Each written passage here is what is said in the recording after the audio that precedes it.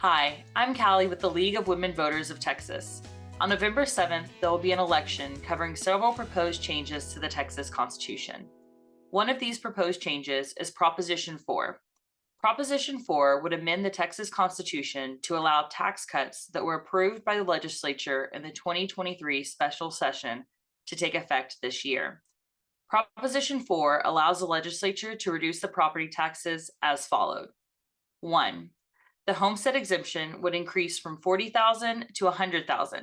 The homestead exemption is the amount of appraised value of a primary residence that is not subject to tax by the local school district. 2. The increase in the appraised value for a non-homestead property, such as a business property or a second home, cannot be more than 20% over the prior year's appraised value. Note that only non-homestead properties with a value of $5 million or less qualify at this time, and this non-homestead property tax limit expires December 31st of 2026. The legislature has approved spending money to school districts to replace lost revenue. Proposition 4 would allow this money to be sent without counting towards spending limits in the Constitution. And 4, currently members of local appraisal boards are all appointed. Proposition 4 allows the legislature to require that in counties with a population of 75,000 or more, 3 of the 9 members of the board must be elected. Arguments for Proposition 4 include: first, proponents say these property taxes cuts would save Texas homeowners an average of $1,300 per year in property taxes, with additional cuts for property owners who are seniors and those with disabilities.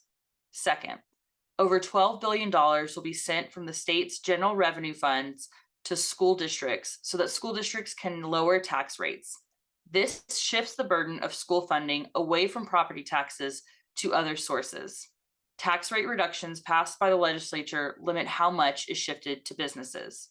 And third, the owners of moderately priced homes would get the most benefit from the increase in the homestead exemptions.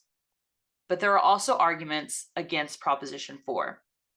The property tax reduction gives no relief for renters who make up more than 1/3 of Texas households, many of whom are struggling with high rents.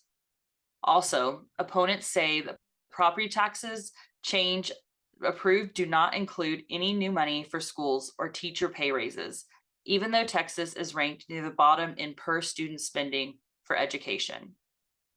Another argument against Proposition 4 is that shifting away from property taxes to fund our public schools could result in higher sales tax and higher taxes on businesses.